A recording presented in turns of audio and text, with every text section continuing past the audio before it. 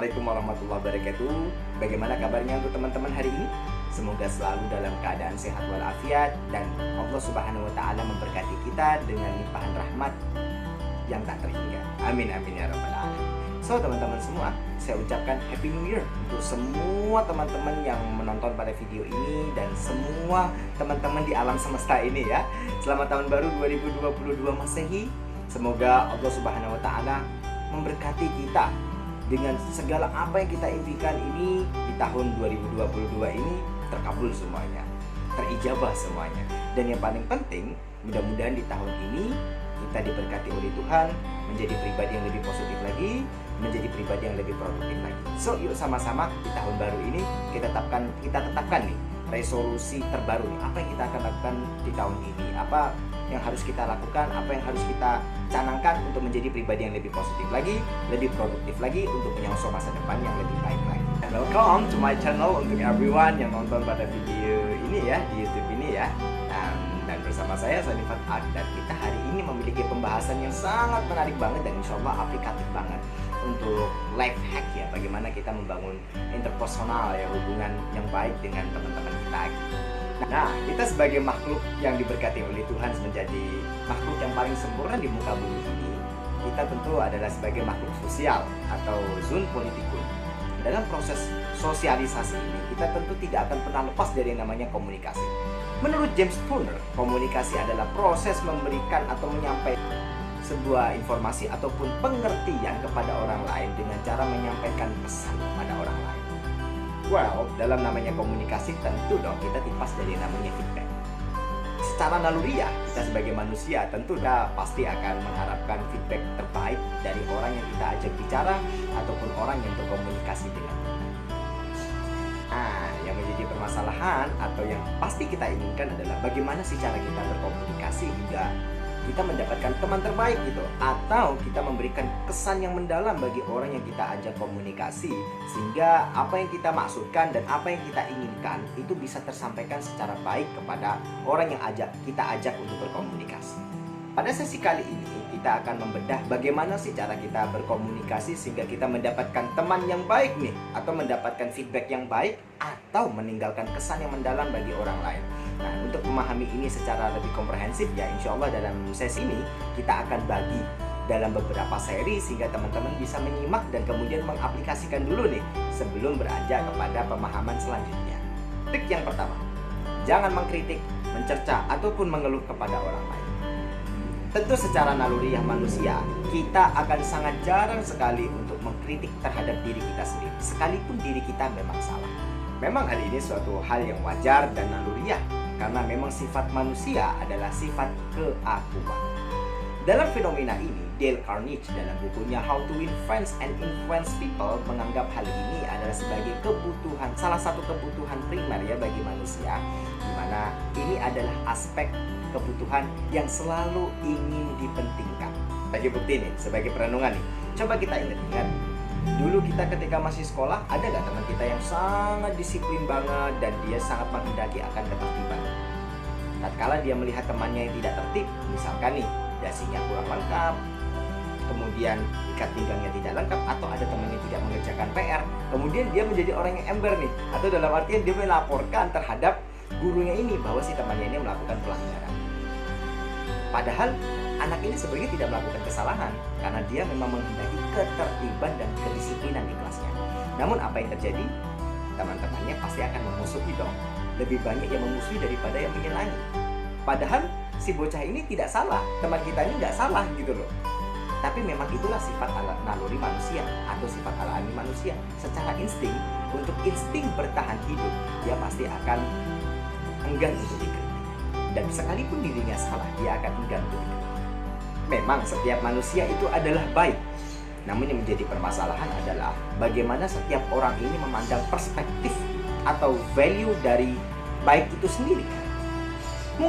Mungkin saja sekelas Al Capone, yakni mafia berat di dunia ya, ataupun raja retail narkotika internasional ya, yakni Pablo Escobar, dia akan menganggap bahwa dirinya adalah seorang pahlawan karena minimal dia akan menghidupi orang-orang yang mengikuti dengan dia.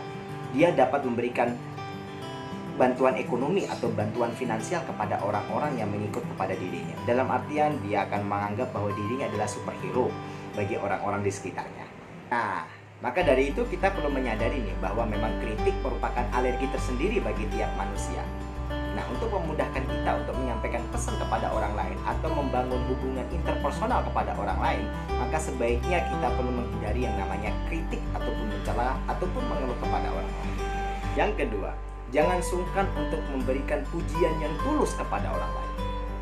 B.F. Skinner, seorang psikolog terkemuka di dunia, dia telah membuktikan dalam penelitiannya bahwa hewan yang dimana dia dalam proses pelatihan, tatkala dia melakukan keberhasilan, kemudian diganjar dengan hadiah, itu jauh lebih efektif untuk melatih daripada hewan yang ketika dalam pelatihan diberikan hukuman tatkala hewan tersebut melakukan kesalahan. Tentu hukum ini pun juga berlaku dalam dunia manusia, karena manusia adalah makhluk yang sangat kompleks, di mana manusia juga memiliki empati, simpati, perasaan, logika, dan lain sebagainya. Sehingga kita adalah membangun hubungan interpersonal, jangan sungkan kita untuk memuji kepada orang lain tatkala teman kita ataupun orang yang kita ajak bicara memiliki kelebihan daripada kita sendiri.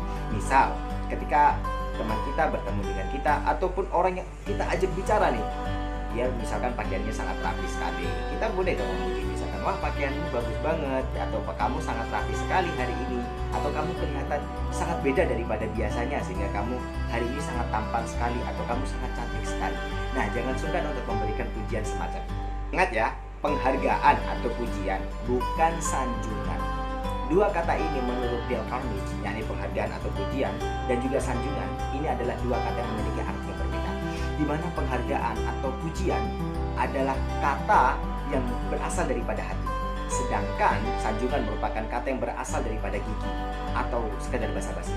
Nah, orientasi daripada penghargaan adalah tulus dari hati, sedangkan sanjungan itu adalah berasal daripada basa-basi, hanya sekadar pemanis kata-kata.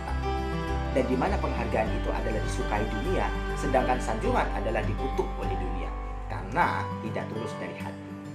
Yang ketiga, ajak bicara orang lain berdasarkan perspektif yang dia miliki. Sebuah studi sangat menarik sekali ya dari perusahaan telepon asal New York, yang dimana dalam studinya atau penelitiannya dia mengungkap bahwa kata ganti aku atau saya merupakan kata ganti yang paling sering dipakai manusia tatkala berkomunikasi lewat telepon. Sebanyak 3.900 kali cuy, dalam 500 percakapan telepon itu diucapkan untuk mengekspresikan daripada kata ganti yang paling sering digunakan dalam percakapan di telepon. Trik untuk mendapatkan atensi semacam ini juga pernah dilakukan oleh seorang miliuner asal Indonesia, yakni Khairul Tanjung. Dalam buku biografinya Khairul Tanjung si anak singkong, dia juga pernah menceritakan dalam ceritanya ya, di dalam buku biografinya itu, bahwa tatkala temannya ini pernah nih minta bantuan kepada dirinya bahwa dia memiliki masalah nilai dengan salah seorang dosen. Kemudian Khairul Tanjung pun menyanggupi dengan membantu temannya ya, tapi dia sebelumnya mengorek-ngorek dulu nih informasi dosennya ini adalah dosen apa dan siapakah daripada dosen ini, latar belakangnya, dan juga apa hal yang sangat disukai dari si dosen ini, yakni percakapan-percakapannya. Nah, kemudian dia tuh baca tuh informasinya tuh. Setelah tahu informasinya, dia mulai menggali dari berbagai macam informasi, macam sumber, macam buku, dia baca. Nah, kemudian setelah dia merasa siap, dia kemudian menghadap dosennya itu bersama kawannya yang punya masalah itu tadi, dan ketika berbicara dengan dosennya itu, dia menggunakan sudut pandang daripada dosennya itu tadi. Dengan cara apa? Dia membicarakan topik-topik atau pembicaraan yang disukai oleh dosennya. Sehingga kemudian dosennya ini merasa, wow, keren banget ini. Dia kok bisa mengimbangi gitu loh. Sehingga akhirnya dosennya ini merasa terkesima gitu dengan kemampuan interpersonal daripada Khairul Tanjung. Dan dia merasa sangat dipentingkan sekali oleh Khairul Tanjung. Nah, maka dari itu, melalui gaya ataupun hal yang dilakukan oleh Khairul Tanjung ini, dia mendapatkan atensi nih dari seorang dosen itu tadi. Dan kemudian negosiasi antara Khairul Tanjung dengan dosennya itu untuk membantunya itu goal. Dan akhirnya pun diijabah dan diberikan syafaat temannya itu.